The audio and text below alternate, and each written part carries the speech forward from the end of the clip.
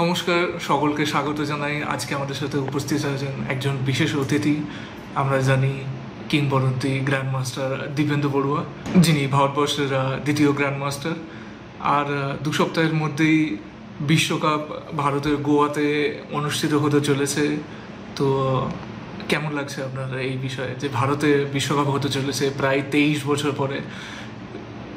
এটা ডেফিনেটলি আমাদের ভারতে যাওয়ার জন্য ডেফিনেটলি একটা বিশাল একটা পদক্ষেপ, এবং আমি মনে করি যে এই ওয়ার্ল্ড কাপ যে টুর্নামেন্টটা গোয়াতে অনুষ্ঠিত হতে চলেছে 23 তারিখ থেকে, আমাদের ভারতীয় দাবাকে ডেফিনেটলি একটা অন্য মাত্রায় নিয়ে যাবে।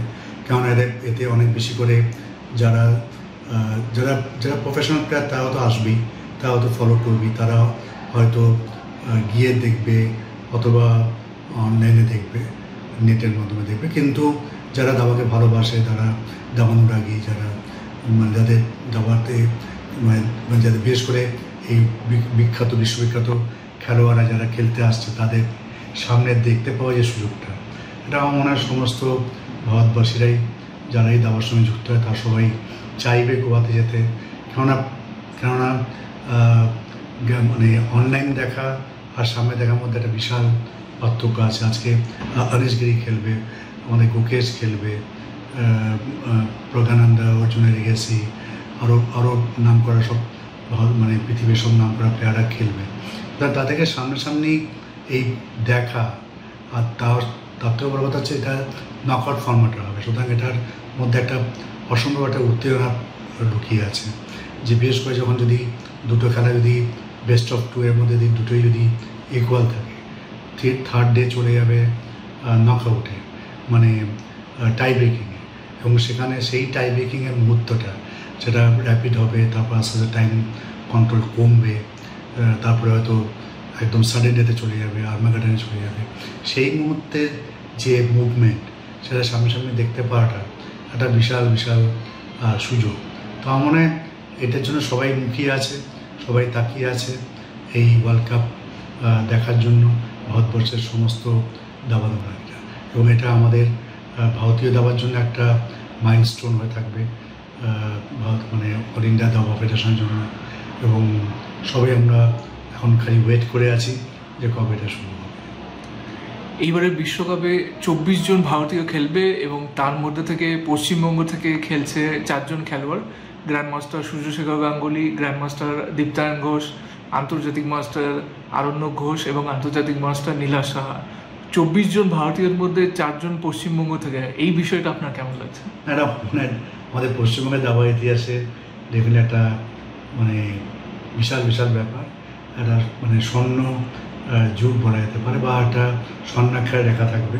তার কারণ হচ্ছে যে 4 জন ওয়ার্ল্ড কাপে খেলছে, এবং তার মধ্যে সূর্য আছে এক্সপিরিয়েন্স, অনেক টুর্নামেন্টে খেলেছে, প্রচুর টুর্নামেন্টে খেলেছে, বোধহয় আগেও ওয়ার্ল্ড কাপে খেলেছে। দীপ্তায়ন এবং বাকিরা এবারে প্রথম খেলবে। বিশেষ করে আরণ্যক এবং নীলাশ, ওদের জন্য একটা বিশাল মাইলস্টোন হবে এই টুর্নামেন্টটা। একটা বিশাল একটা এক্সপিরিয়েন্স হবে। সব থেকে যেটা মানে বড় কথা, সেটা হচ্ছে প্রথম রাউন্ডে যদি গন্ডিটা পাওয়া হতে পারে, তাহলে নিজেদের মধ্যে যে কনফিডেন্সটা পাবে সেটা আরও এগিয়ে নিয়ে যাবে। কেননা নকআউট এমন একটা টুর্নামেন্ট, এমন একটা খেলা যেখানে সম্পূর্ণ হচ্ছে মাইন্ডটাকে কন্ট্রোল করা, স্নায়ু যুদ্ধের খেলা। এবং সেখানে বিশেষ করে যদি প্রথম গেম স্ট্র্যাটেজি হবে যে সবারই তাকে বেস্ট অফ 2 যাতে না হারি, সাদা নিয়ে একটু স্ট্রেচ করা, জেতার জন্য চেষ্টা করা, কারো নিয়ে ড্র রাখা, এটা সবারই স্ট্র্যাটেজি থাকে। আর যদি দুটো গেমের মধ্যে যদি ফয়সালা হয়ে যায়, যেতে হবে তার সব থেকে ভালো। আর যদি না হয়, অ্যাটলিস্ট যাতে টাই ব্রেকিংয়ে যায়, এবং সেখানে টাইম কন্ট্রোলটা কমে আসছে, এবং সেখানে আমার মনে হয় নীলাশ বা দীপ্তায়ন এদের অনেক বেশি সুবিধা হবে আরণ্যক থেকে আর কি। কারণ আমরা আরও বেশি ফাস্ট, আমার ব্যক্তিগত ধারণা এটা। তাই প্রত্যেকেই আমি মানে 4 জনের রইল অনেক শুভেচ্ছা।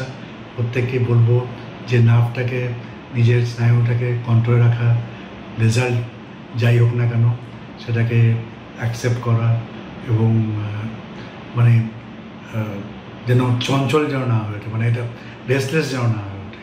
যেমন এটা আমি জানি, এটা বিশেষ করে যদি টাইপিংয়ে চলে যায় তখন কিন্তু নিজেকে কন্ট্রোল করা খুব ডিফিকাল্ট হয়।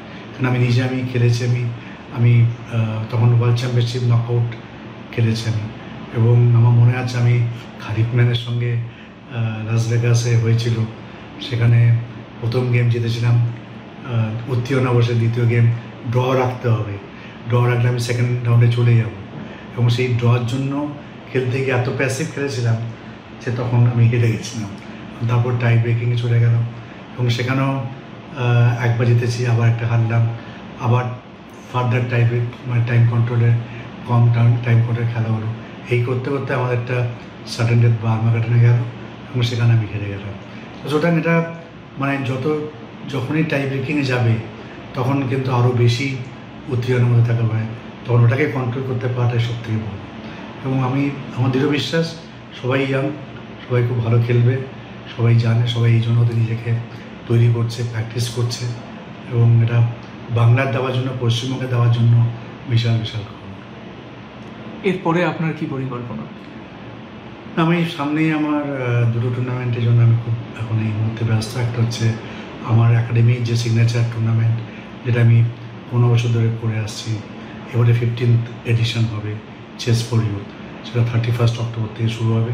আনফর্চুনেটলি একদম ওয়ার্ল্ড কাপের প্রথম 3 রাউন্ডের প্রথম 3 দিনের সঙ্গে ক্লাস হচ্ছে 31 অক্টোবর থেকে 3 নভেম্বর। আর আমরা সারা বাংলা দাবা সংস্থায় এই বছর আমরা ন্যাশনাল উইমেন চ্যাম্পিয়নশিপ করার সুযোগ পেয়েছি, ফেডারেশন থেকে দিয়েছে, অল ইন্ডিয়া চেস ফেডারেশন থেকে। সেটা 3 তারিখ থেকে 13ই ডিসেম্বর দুর্গাপুরে আমরা করছি, এবং এটা একটা প্রিমিয়ার চ্যাম্পিয়নশিপ, ভারতবর্ষের সমস্ত টপ মহিলা প্লেয়াররা খেলবে, এবং সেটাতে জন্য আমরা এখন প্রিপারেশন নিচ্ছি। অনেক অনেক ধন্যবাদ আপনাকে মূল্যবান সময় দেওয়ার জন্য। আপনার ভবিষ্যতের টুর্নামেন্টগুলো ভালোভাবে কাটুক এই শুভকামনাই করি। ধন্যবাদ।